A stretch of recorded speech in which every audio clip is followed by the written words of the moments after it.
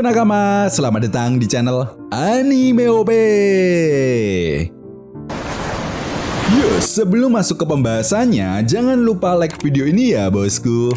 Like dari kalian akan menambah semangat Mimin untuk terus memberikan informasi terbaru mengenai One Piece pada nakama semua.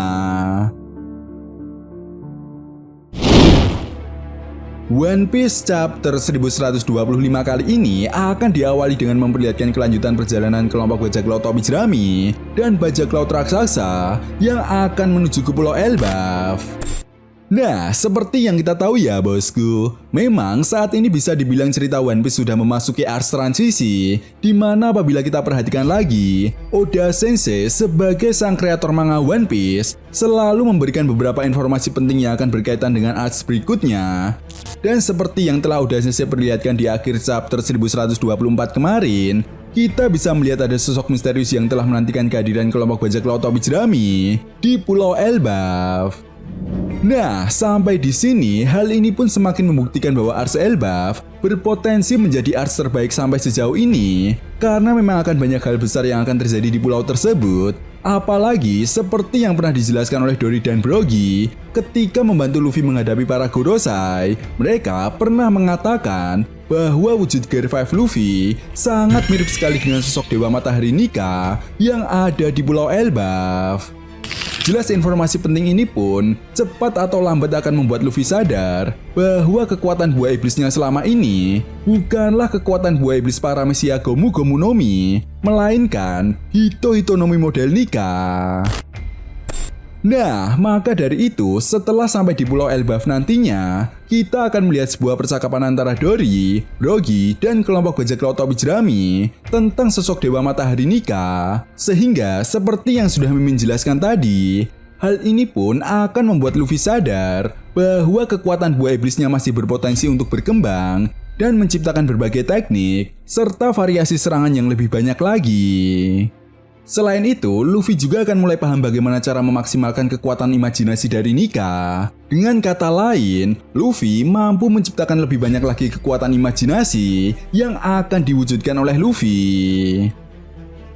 Nah, masih berkaitan dengan sosok Nika yang disinggung oleh para raksasa, di Pulau Elbaf nantinya kita juga akan mendapatkan informasi tambahan terkait kerajaan kuno, sosok Joy Boy, dan Dewa Matahari Nika. Menariknya, dalam kisah tersebut, ada beberapa nama dewa dan makhluk mitologi yang ikut disinggung dalam sejarah Nika dan kerajaan kuno. Yap, menurut para raksasa, para penduduk Pulau Elbaf percaya bahwa Dewa Nika memiliki keterkaitan dengan dewa lainnya yang ada di dunia One Piece. Nah, tentunya kalian semua para fan One Piece masih ingat ketika di ars Skype kita mendapatkan informasi bahwa ada 4 dewa yang telah diungkap oleh Oda Sensei, yaitu Dewa Matahari, Dewa Hutan, Dewa Hujan, dan Dewa Bumi. Menariknya, dari keempat dewa ini sudah dapat dipastikan bahwa Dewa Matahari adalah Nika. Namun sayangnya 3 dewa yang lainnya masih belum diketahui. Selain itu, para raksasa juga akan menjelaskan kepada kelompok bajak laut Tobi Jerami tentang pohon besar yang ada di Pulau Elbaf. Yap, menurut Dory dan Brogy, pohon tersebut sudah ada sejak ribuan tahun lamanya, di mana pohon tersebut bernama pohon Adam. Nah, menariknya, para raksasa ini percaya bahwa siapapun yang menebang pohon Adam secara asal, maka bencana besar akan menimpa Pulau Elbaf. Itu sebabnya ada beberapa hal penting terlebih dahulu yang harus menjadi syarat agar seseorang bisa menebang dan mengambil kayu dari pohon Adam. Dan tepat di momen ini juga, Franky pun kemudian menjelaskan bahwa kapal Tosen Sunny juga terbuat dari kayu Adam. Jelas hal ini pun membuat Dory dan Brogy sangat terkejut dan tidak menyangka jika bahan dari kapal Tosen Sunny berasal dari kayu Adam. Setelah itu, di sisi lain, akhirnya kita pun diperlihatkan sosok siluet yang muncul di akhir chapter 1124 yang lalu. Nah, rupanya sosok tersebut adalah Chopper Gaban. Yap, di momen ini kita diperlihatkan sosok Chopper Gaban yang sedang bersama dengan Jaguar di Soul. Nah, mereka berdua rupanya telah menyadari bahwa kelompok bajak laut Tobi Jerami akan datang ke Pulau Elbaf. Mereka juga tampak membicarakan tentang harta karun One Piece yang selama ini menjadi berebutan di kalangan para bajak laut. Ya, menurut Skopper Gaban, Roger benar-benar telah berhasil membuat dunia ini berguncang dengan menciptakan era bajak laut baru. Dan secara tidak langsung, hal ini juga akan mewujudkan tekad dari para penduduk Ohara agar orang-orang di seluruh penjuru dunia One Piece bisa mengetahui apa yang sebenarnya disembunyikan oleh pemerintah dunia selama ini tentang abad kekosongan atau Void Century. Sementara itu di sisi lain, meskipun Jaguar di Soul ini tahu bahwa Skopper Gaban telah mengetahui tentang abad kekosongan dan harta karun One Piece, namun dirinya enggan bertanya kepada Skopper Gaban karena Jaguar di Soul sangat menghargai sahabatnya yaitu Nico Robin yang saat ini sedang berjuang untuk mengungkap kebenaran yang selama ini telah disembunyikan oleh pemerintah dunia sejak ratusan tahun lamanya. Itu sebabnya di momen ini juga, Jaguar di Soul berharap jika Nico Robin menemuinya nanti, dirinya bisa menjadi penyemangat bagi Robin untuk terus berjuang mewujudkan tekad dari para penduduk Ohara.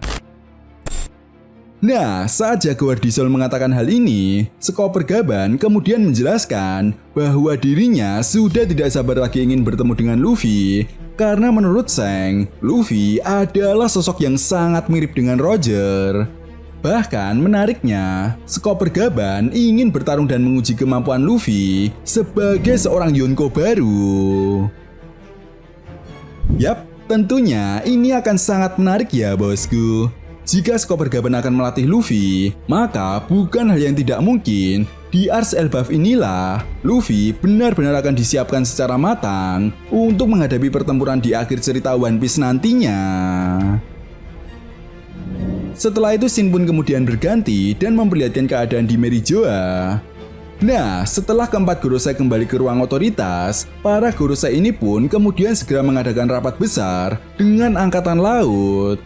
Dalam pertemuan ini, kita bisa melihat beberapa petinggi Angkatan Laut seperti Panglima Kong, Sengoku, Nenek Suru, dan Akainu. Para Gorosei kemudian memerintahkan Angkatan Laut untuk segera membentuk tim khusus agar mengawasi pergerakan para Yonko yang mulai melakukan pergerakan besar untuk mendapatkan harta karun One Piece. Yap, para Gorosei sadar apa yang dikatakan oleh Dr. Vegapunk melalui pesan siarannya bahwa dunia ini akan ditentukan oleh orang yang mendapatkan harta karun One Piece. Cepat atau lambat akan membuat dunia One Piece semakin berguncang.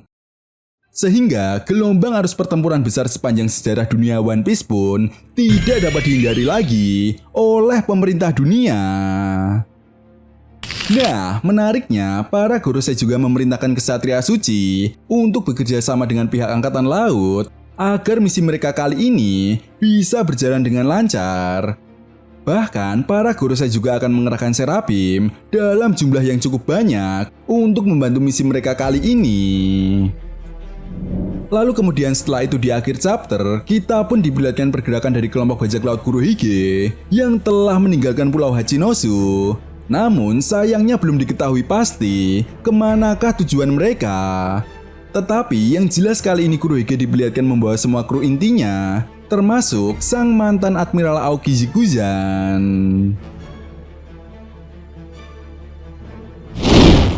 Nah, itu tadi merupakan analisa dan hal menarik yang akan terjadi di chapter 1125 nantinya. Jika kalian punya pendapat lain atau teori tentang pembahasan kali ini, silahkan tuliskan pendapat kalian di kolom komentar ya bosku.